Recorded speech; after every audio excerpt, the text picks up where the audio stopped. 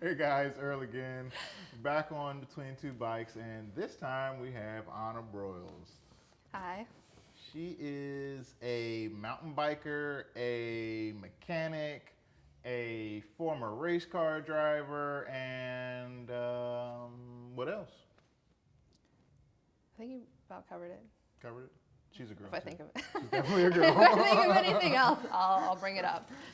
So, I mean, everybody that, follows you on Instagram or, has kind of met you probably has an idea that you're a mechanic.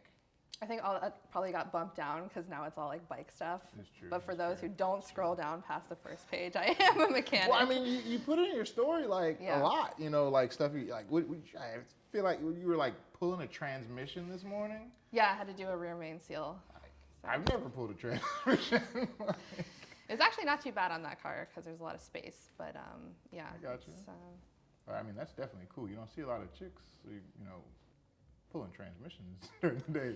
Yeah, I think there's a lot more than there used to be, and definitely social media has helped broaden people's horizons with that and exposed. Because when I was younger, we didn't have anything like that, and I didn't know any other girls that were mechanics. For sure. And it was just kind of the thing I fell into. So it would have been nice to have that kind of support and outreach with that. We actually have another girl in the shop though, which is cool. Oh, that's cool. Yeah, it's definitely more prevalent. You said you fell into it. How do you just fall into pulling transmissions for a day job? For BMW, might I add, not just some shady garage out there. Yeah, Pop's garage. No certifications, no nothing. Yeah, we just use a torch on everything. I do that at work too though, but yeah. I mean, my dad, he was a woodworker, so he was always building stuff, and I really like working on things and building things. I used to take apart stuff when I was little, see if I could put it back together. I didn't really know how that fit into my life until later, but then in high school, I was like, I kind of want to understand how my car works so that I can, work on it, or, if it ever breaks down, I want to know what's wrong with it. Is that a save money kind of thing, or just kind of I think it's just curiosity. I just wanted to know about it, and then I used to ride dirt bikes with my dad too. And I always wanted to ride a dirt bike. So we had a KTM dealer in my town. Yeah, because I grew up in Carbondale, Colorado, so it's outside of Aspen. I got space for days out there. Yeah. Oh, so I never rode bikes when I was younger. Well, I rode around the street and stuff, but I rode dirt bikes with my dad, and so I decided to take a shop class to figure out my car, and then for a summer job, I was like, oh, I'll just get a job at the motorcycle place doing cashier or whatever. And then they were nice enough to let me come in the back and help them work on stuff and kind of learn about things. I was like, oh, this is really cool, understanding how stuff works, and then you kind of understand the satisfaction of solving a problem, fixing it, and the resolution, that whole thing. So that's kind of how I got into it. And then I didn't really know what I wanted to do for college because I'm not a school person really. Did you go to college? I went to tech school. So when I was in shop class, they had the recruiter come for Universal Technical Institute. And they're like, oh, you want to make a career out of working on cars? And I was like, sure. Yeah. And then when I was growing up, my dad had a 1972 2002 TII BMW that he was working on it a lot. I was never really into it though, because I was like, I want to go hang out with my friends. One of those project cars. Yeah, that just is never ending. My mom hated it. She's like, all he ever does is work on the car and spend money on it. So I mean, I liked the car. I had really good memories of him driving around in it and picking me up and doing cool stuff. So I was like, oh, I'll go to UTI, and then transition into BMW because they had a BMW program through there. So what made you pick BMW? Mostly just the car. I was like, oh, I like this car. I didn't really have any kind of affiliation with other cars. We had a 99 4Runner, which was cool.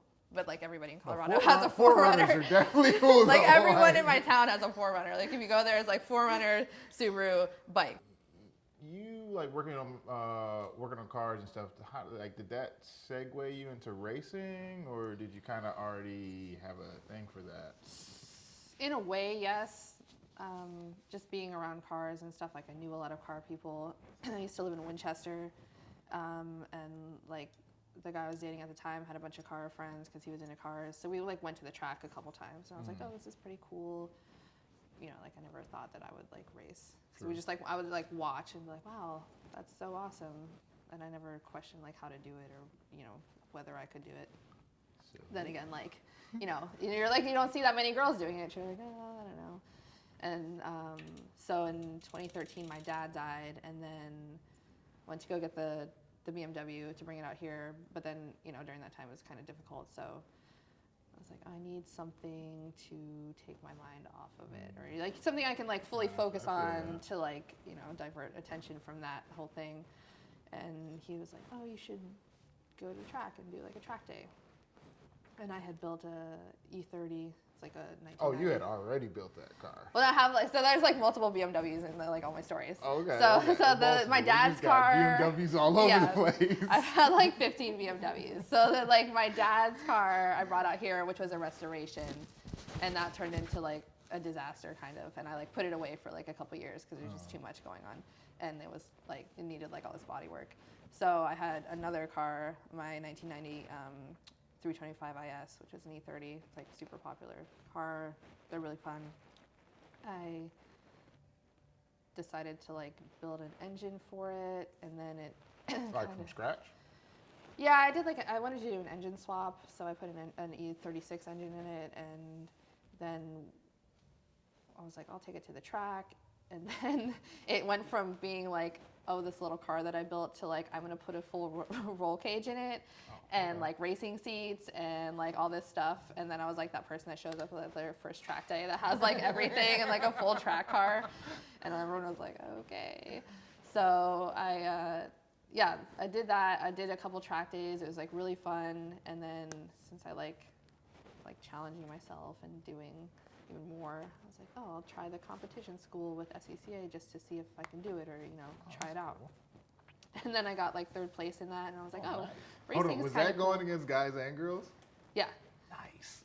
So like, I was like, oh, this is fun. I can do this. And then, so then I signed up and did like every race, and then in my little car that I built, it was really fun. But the problem was I built it before I knew I was going to race. It didn't really fit in any class. So I was kind of just like racing against like this random assortment of cars. I mean, it's still fun. What do they have, like a miscellaneous class? It was kind of like a catch-all class. So it was just like, I know nothing about just a car bunch racing. of random cars that were like, weird classes all mixed together. And then I ended up winning like Rookie of the Year and like a couple other awards for my first year. And I was like, this is pretty fun. Like I didn't do so bad. And then I was like, but I want to make it even more challenging. So now I'm going to try and race a showroom spec Miata. And that's like every car is a spec car. So they're all the same. So it's like more about like the driver. And it's like super competitive. So there's like 52 of the same cars racing all together. And they got to be spec'd exactly. Yeah, they're all dynoed and like the engines are sealed. But it's like really, really fun because it's so competitive. And so I started racing that. And I did that for like a year. Maybe a little more than a year. I can't remember. And then that abruptly ended when somebody like crashed into me on the first race of the last season. Like the 4th lap, they came into me and like put me in the wall at like 100 miles an hour, and I like flipped the car a bunch. And then the car was totaled, and then I was like, well, shit. So I guess you just stopped racing cars. Like it was like really expensive, and at the same time, I was gonna start the restoration on my dad's car. And it was just like a lot going on, and it was just literally like lighting money on fire. So I was like, I'm gonna try biking instead. It's a little bit cheaper. Well, I'm gonna do mountain biking because it's cheaper. Yeah, sort of cheaper. And that's how I got into bikes, sort of. Yeah. Okay. So now that we're at bikes, how did racing cars segue you into bikes? How did that happen? Well, when I wasn't gonna race cars anymore, I was like, I want to try something new. Originally, I was like, oh, I want to try and do a triathlon. I don't know where I pulled this idea. I've actually like had that thought. We were like, oh, I want to do it. Oh yeah, I can swim. Yeah. Like I can run. But then I was like, I actually hate running and I never swim. So these are like terrible ideas.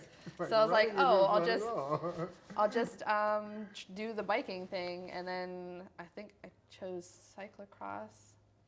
and we went to DC to watch the cyclocross. I've seen a cyclocross picture of you on like your Instagram. Yeah, my face is probably like covered in mud. Yeah, it was like every race. And then so a guy that follows me on Instagram owns Bikenetic, and he like reached out to me because he needed some work on his car, and I ended up fixing his car for him. And then he was like, "Hey, you want to be on our team?" And I was like, "Okay, that sounds fun." But yeah, it's like they're like, "You should do a race," and I was like, "I don't know. Like, I'm so nervous about racing, you know, because it's like new." Yeah, that's the thing is you're like, "Oh, I want to do this new thing," but it's also really scary because I've never done it. So like, how do you get over that? Like, mountain biking is dangerous. Yeah.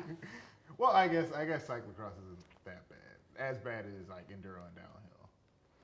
Yeah, I mean, it's just like a course with, you know, some obstacles depending on what it is. Yeah. And then, like, I've never been at that level of, like, heart rate before, though. Like, my first race, I thought I was going to die. But, yeah, and, like, I have never raced with, like, any type of racing with, like, other women. I mean, there's girls at the racetrack, but it's, like, few and far between. And, like, you never really, like, interact with them that much. Black guys at the bike park. Yeah, like, it's just...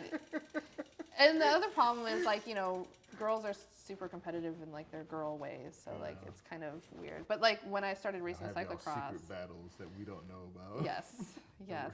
We're just like, we see it and we're like, let me just walk away. Yeah, I don't know what it's about. It just happens. Like, I don't want any parts, though. Like, yeah, just leave it alone. Y'all got that.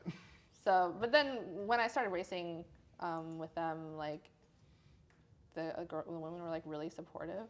I was like, oh my gosh, this is so strange. Like all these women that are encouraging each other. Wow. Oh, what's going on? So then, yeah, it was like really fun. I just did the whole season, and then I decided to go to cyclocross nationals and race single speed. Oh, you went to cyclocross nationals? Yeah, it was literally the worst race of my life. It was so terrible. Hold on, did you have to qualify for that, or did you just sign up? No, I just signed up for it, and I did it in the single speed category. So it was just like, you know, whatever. Like I'm just gonna go do it and see. It is in Kentucky. Is single speed the easy category? No. No. And there was so much mud. I think it was like live streaming, and there's like a zoomed in video of me just like pulling mud off my bike and like just like pushing it up this hill. It was like so miserable. I just wanted them to pull me out of the race. I finished like second from last. It was like terrible. I was like, oh, why did I do this? You're like looking behind you for the sweep, like, hey, yeah, just call it. Yeah, I just wanted to be called. I could hear my friend getting pulled, and that meant I still had another lap, and I was like, shit. I was just like trudging through the mud, like pushing my bike. It was terrible. But then it's like what everyone says is like type 2 fun, where you're like, this is terrible, but then afterwards you're like, oh, that's kind of fun. Yeah. You're like, I'd do it again. The memory is fun. Yeah, the memory, not actually feeling your heart at like 180 when you're like dying. Oh yeah, my God. I would say that's more accurate. The memory is fun. Man. Or like laughing about it and having fun with it. Yes. And the fitness you get from completing it. That is, and like, I don't know, I feel like you get like a mental breakthrough too. Like when you like do something that you like, you're in the midst of it and you're thinking like, oh yeah, I'm like definitely dead right now. And you like somehow manage like to keep going. Yeah. You know what I mean? It's like, yeah, it's good. Fun and challenging, and like, you know, it's just a good time. Yeah, for sure. Do you only race enduros? I've never done anything else. So you never wanted to try anything else? I mean, if I had a downhill bike, I might should try a cyclocross. No? Doesn't sound fun?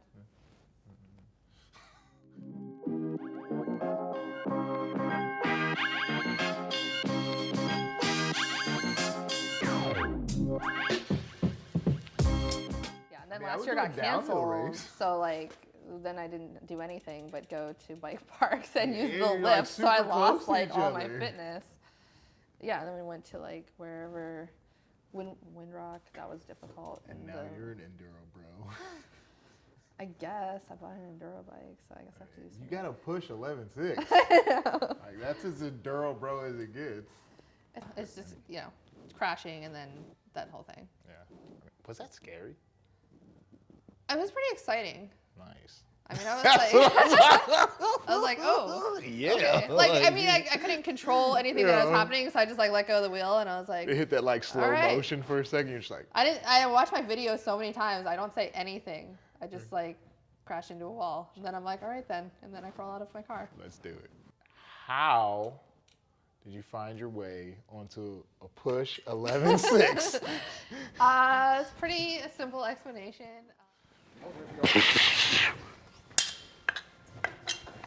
Watch the bike though. Oh yeah.